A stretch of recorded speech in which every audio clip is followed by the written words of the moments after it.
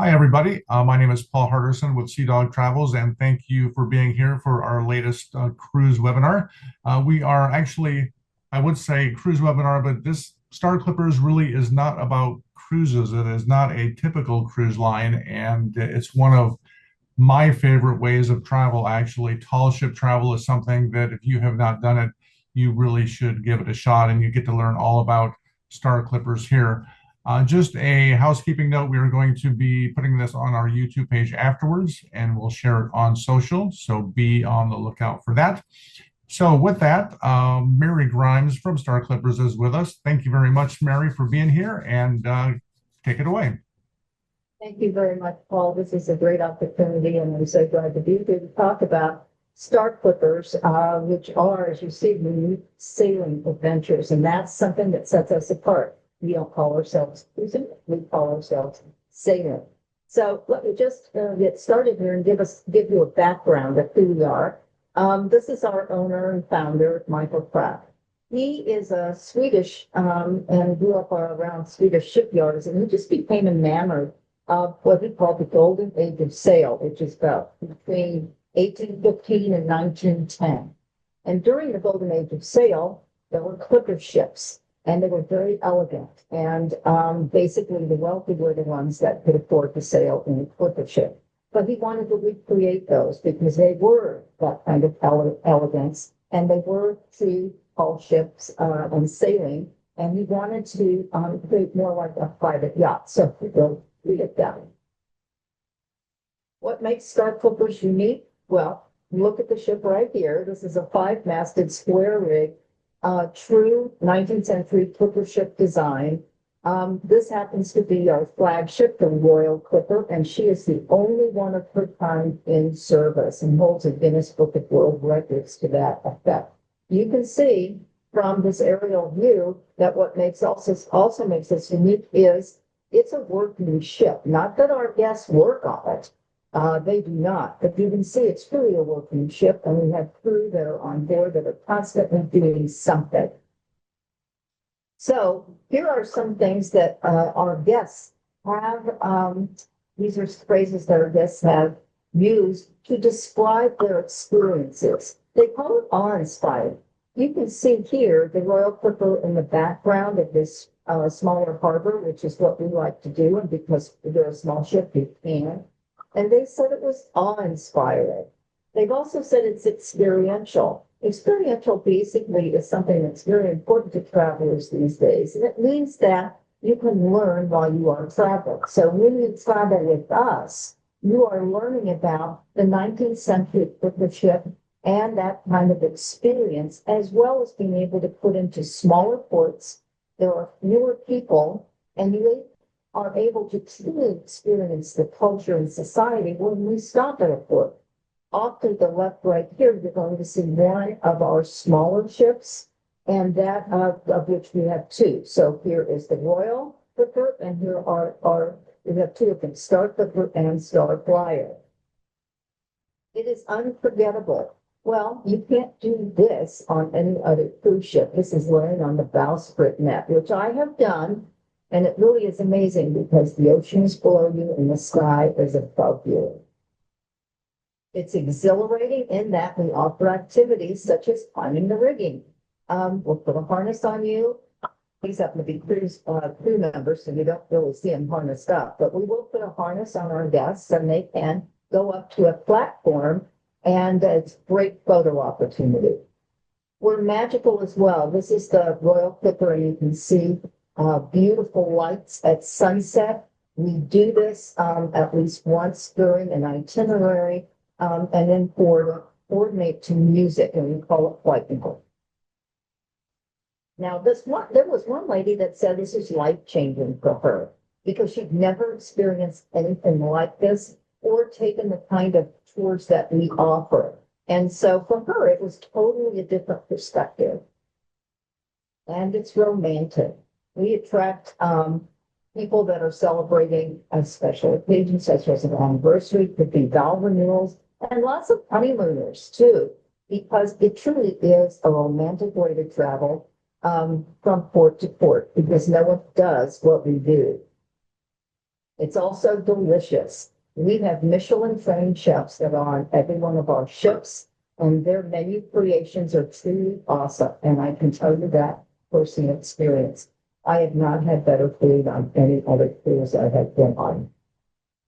So let me tell you about our fleet. As you can see here, I described the Royal Clipper 5-masted vessel, and then the two others we have, which are Starflyer and Star Clipper, and they are 4-masted. The Royal Clipper, first of all, and if you are a sailor, this will interest you. Built in 2000, we see here the length, the tonnage, the draft. We do have a deep draft. 54,000 square feet of sails. I told you it's 5-masted, fully rigged, 42 sails. But here, notice that we are a truly small ship, 227 passengers and 106 crew. With that ratio, you can see that we're going to take very good care of you. We have 114 staterooms that are available on the Royal, and that includes veranda suites. So we do indeed have suites with a small veranda.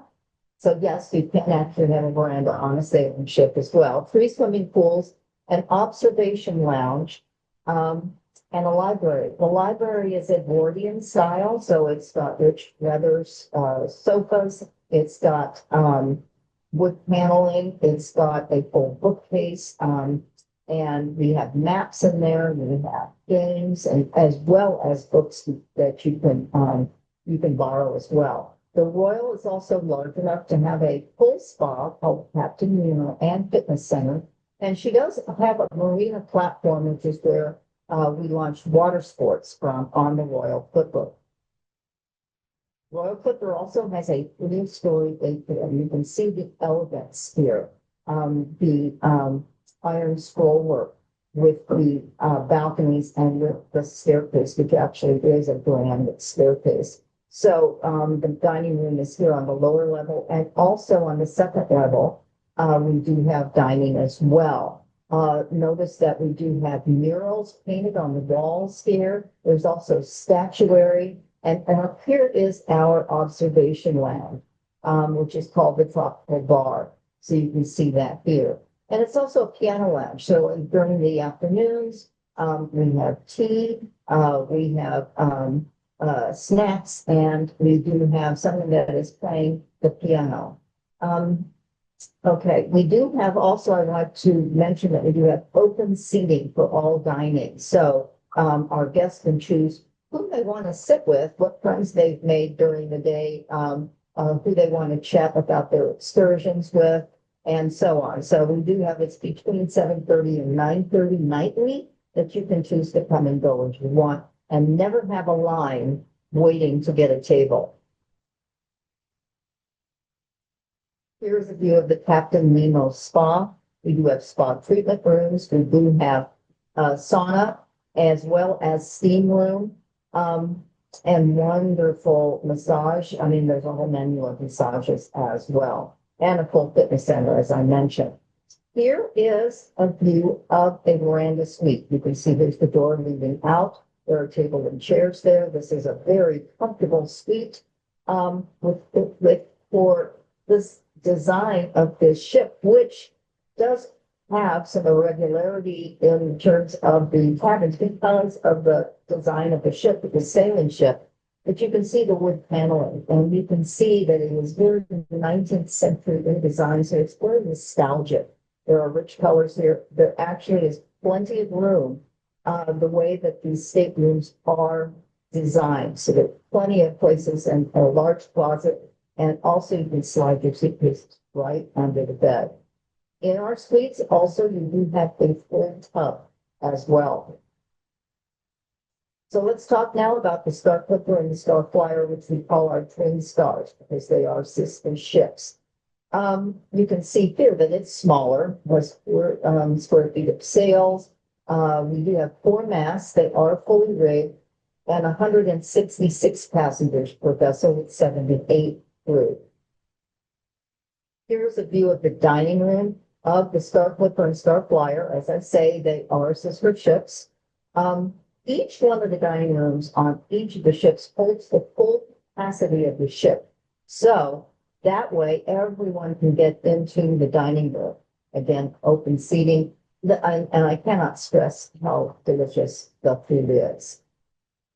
Here is the observation lounge and the tropical bar for Star Picker and Star Flyer. You have a lot of windows on either side here so that you have a beautiful view of ocean on the coast, for sailing. Also, you can see here the rich colors and design. The tropical bar on each ship, and it's called the tropical bar, has the interior, which you are looking at here, and has an exterior bar, which is open onto the main deck. The main deck is where we mostly have our entertainment and is a gathering point for all of our guests.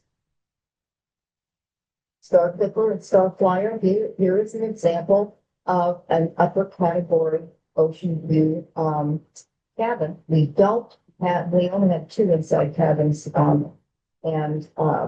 because all of our other cabins are definitely ocean view.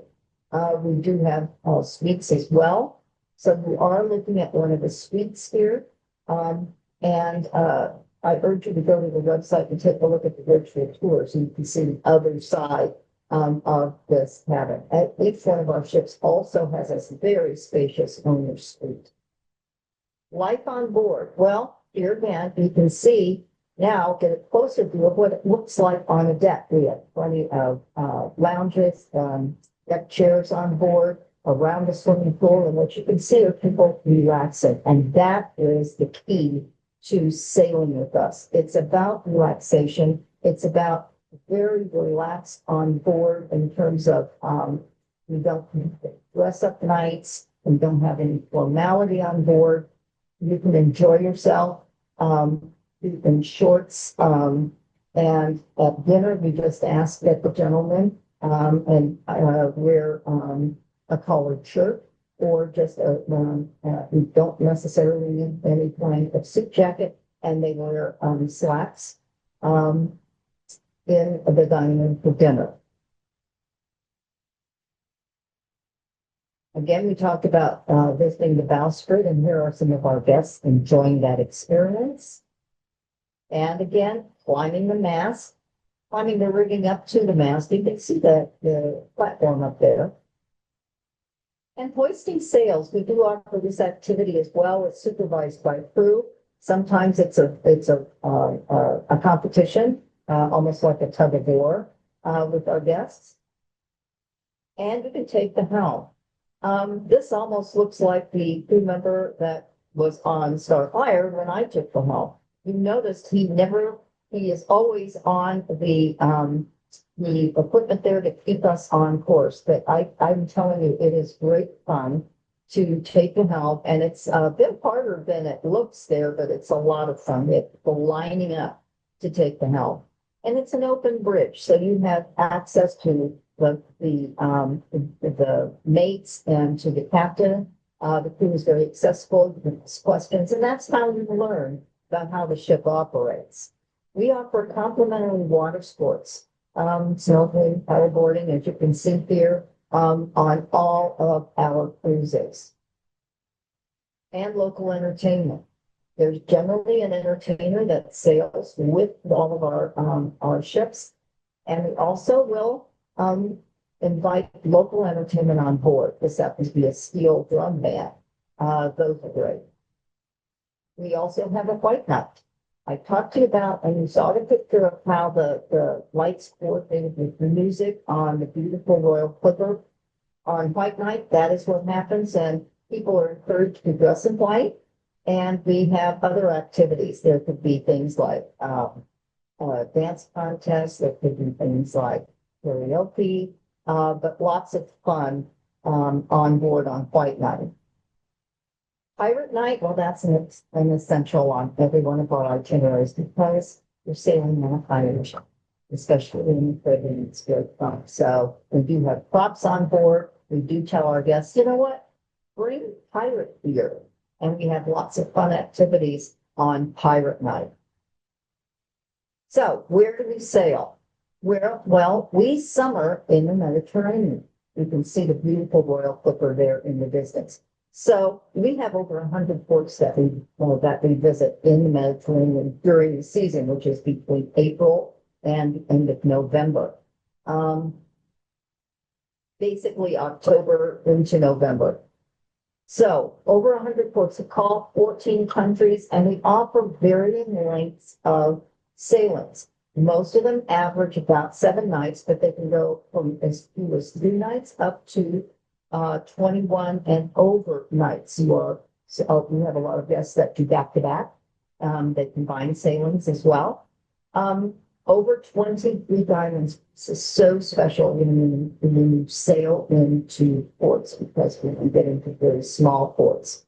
And they are lesser known ports. And even if you have been to Greece, you've not been to Greece with star clippers. And that is a totally different kind of experience.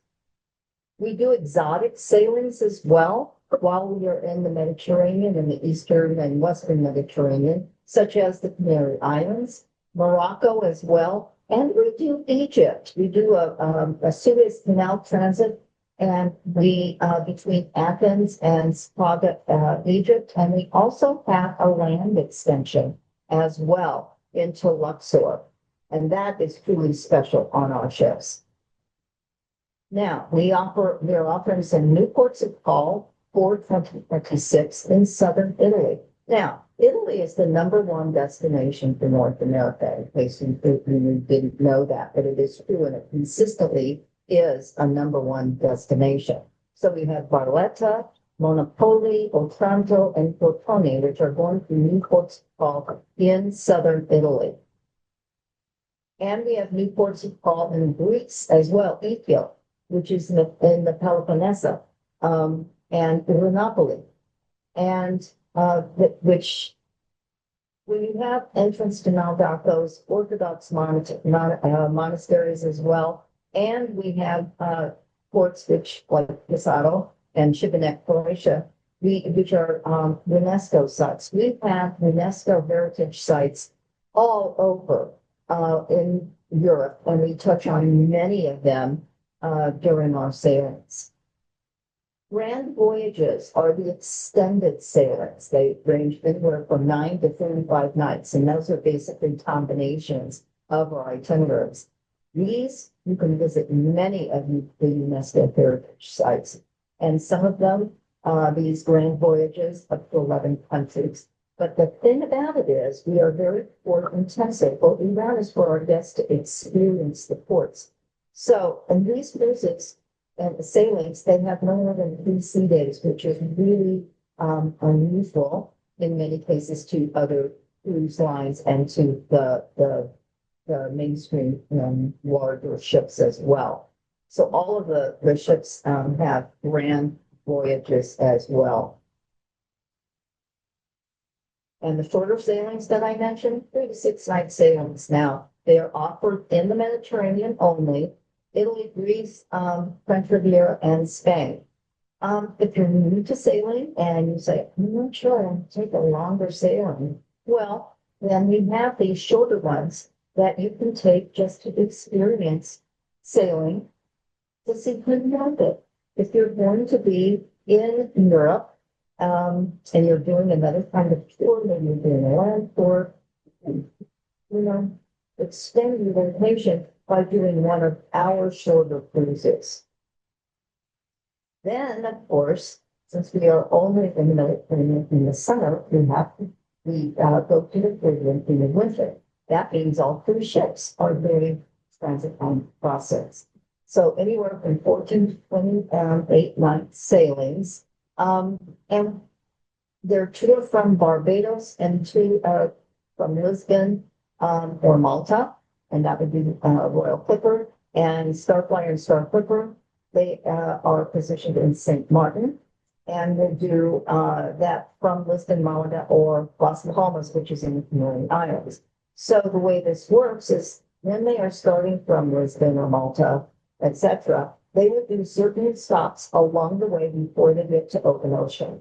And so it varies how long you are actually on the open sea, which could be 16 nights, it could be 18, it could be 14, until you get to the destination in the Caribbean, where we will spend the winter.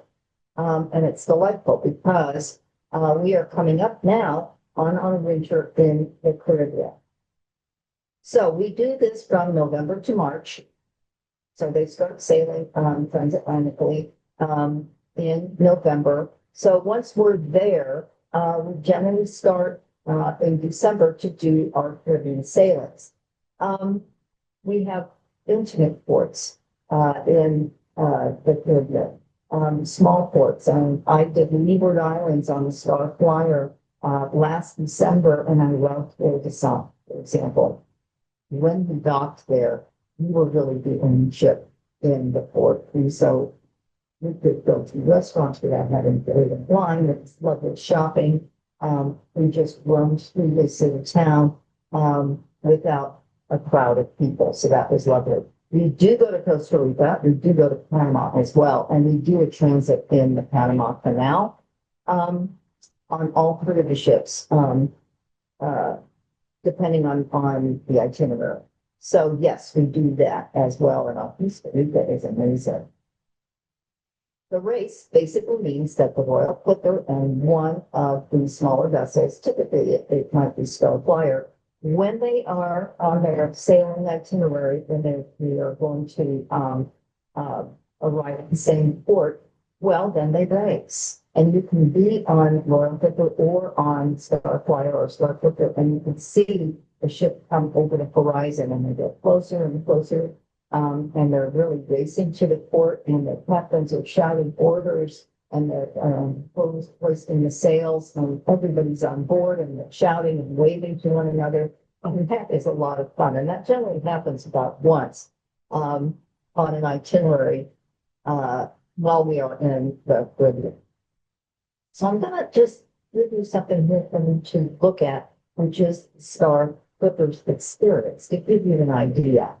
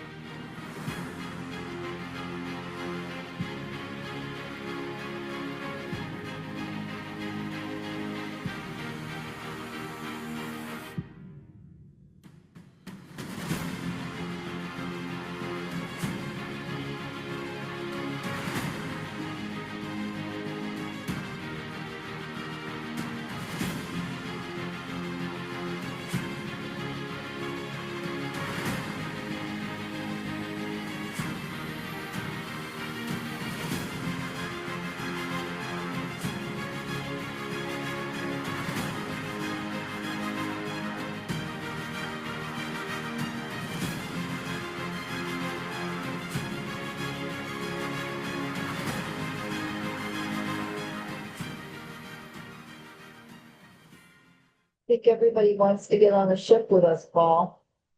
So I thank you very much for your time. I hope this gave you the desire to come and do some tall ship sailing with us. And it's truly a unique experience that you can't find anywhere else. Yeah, Mary, I think you're absolutely correct. And before I ask my first question to you, I will preface that with a statement that I think everybody, and I mean everybody, probably 7 years and up, should go on a tall ship with Star Clippers at least once in their life, because it's so different, and you're close to the ocean, and it really is a much more, I don't know, natural experience, because it's very much a intimate experience. But with that said, what is generally the demographic of people who currently sail with Star Clippers? Well, it varies from all ages. I would say average is your kind of mature, between about 45 and 55 years of age. But we have multi-generational families. We have, as you mentioned, we do have families that have younger kids. And I would say probably 7 if they are well traveled. But, it's the middle schoolers and up that are enamored of this. Remember, they're pirate ships. And we do have a welcome family support as well. and we have all ages, really, from honeymooners, which are going to be the youngest, between, 20, 30, to people that on my cruise, there was a lady who was 90 years old and she outpaced everybody. She was dancing every night. She did all the shore excursions. So, but the mid-range typically is more mature. Oh, that's good. As far as groups go, it certainly is an opportunity to take groups on board your ships. But what is the maximum size, and how does that generally work? Well, maximum size would be you could charter the ship. Oh, Um, you can charter the whole ship? you can charter the whole ship, or you can do a partial charter, or you can take a large group, which is 50. That's a large group size. I would say that typically we have anywhere from uh, 15 people up to 60, which is kind of typical. But we take good care of groups. We really do. The crew is very used to them. We can do a private cocktail party. For some groups on Royal Clipper, because she's large enough, she does actually have a meeting room. So if there are groups that want to do a seminar of some kind while they're on board, it could be their own speaker that could talk about anything that they wanted. It goes up to about 50 people. So we do offer that as well. That's good. I forgot, or I didn't know that you could actually charter a whole ship. And I think that's a Well, good thing in a lot of ways because, Royal Clipper only holds 227 people. So that's a very doable thing. I just forgot about that instead of just taking over part of the ship. exactly, exactly. So that makes it great. So we actually do quite a few charters. We urge people to, if you think about doing a charter, do it in advance, way in advance with us. And it's great fun because you have the whole ship and you can do what you want. Mhm. So we Yeah. have wine charters, we have yoga, we have wellness, we have all kinds of types of charters and groups as well. And we do themes. So we could have a wine theme, we could have a wellness theme or a yoga theme or any other kind of theme as well. So there's a great variety and choice. Oh, yeah. That just brings up a lot of ideas to me that I'll just have to pursue after this. Um, Me being a foodie, whenever your presentation and the video showed the different meals, really got my attention. Everything looked delicious, but can you elaborate a little bit more about the dining experience on board? Absolutely. What we offer is an elaborate buffet for breakfast and lunch. And when I say elaborate, that means basically you have multiple options.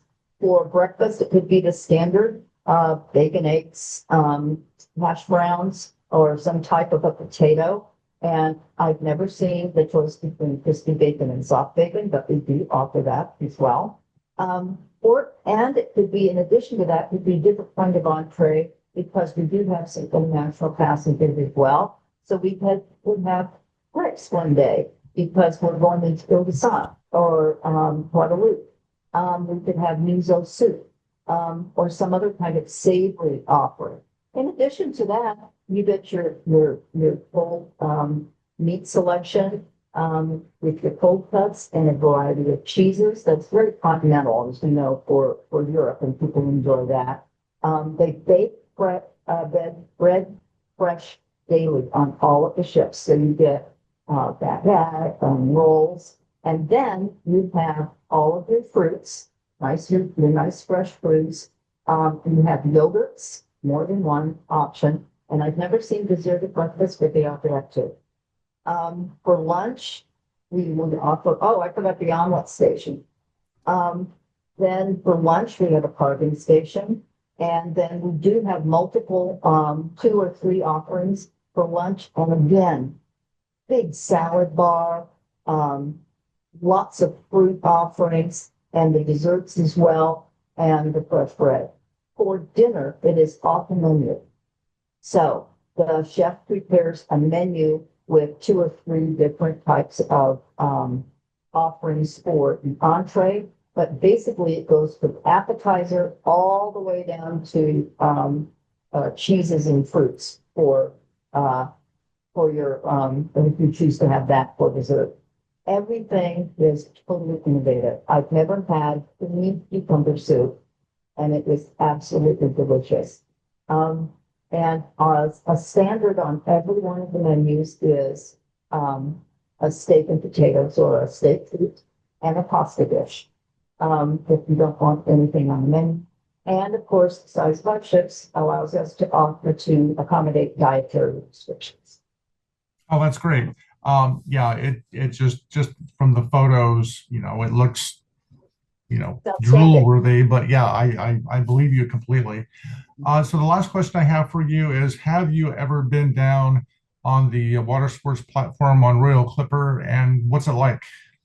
Well, it's really nice because, when they drop it down like that, they roll out the floats so that you can jump in the water there and you can climb onto one of the floats, and then you have like 10 of them all out that way and paddle around the ship, yeah, and that's really nice. That's also where there are times when you can do uh, water skiing, and that truly is offered on the Royal because of that marina platform, so that you can easily get onto the vessel for the water skiing. And we also have tenders, and so you can get on those from the platform as well. Now, we have Uh, tenders on every ship because those also are the rescue vessels as needed. And there are times, I will tell you, where we do anchor and tender in. We do have a deep draft, but most of the time we try to dock. And we pick marinas because we can, because it's crowded when you're not brought next to bigger ships. And so that makes it all safe. For when you have to tender in, is it always a dry landing, or are there any wet landings? There are occasionally wet landings as well. Okay, oh, good. There That's are just occasionally wet landings. Not all the time, but we ask guests to prepare. So sometimes there's wet landing and sometimes not. So we have, great shore crew that will assist you. I thought it was my first wet landing, and it was on a beach, and it was an experience. It was fun. yeah, As yeah, well. it is. That again, that gets you sort of that more natural experience that you're Oh, yeah. really getting in the elements and not, you know, on a big pier somewhere. This is really getting up Yes, close and personal with everything. that's absolutely right. All right, Mary. Well, I think that's going to wrap it up for today. But thank you so much again for being here, and please stay in touch. And I look forward to uh, getting Star Clippers visibility out there more and more, because everybody should get on board. Everybody should, and we're ready to welcome everybody on board one of our beautiful Star Clippers ships. Right. Thank you, Mary. Thank you very much. It's been a pleasure.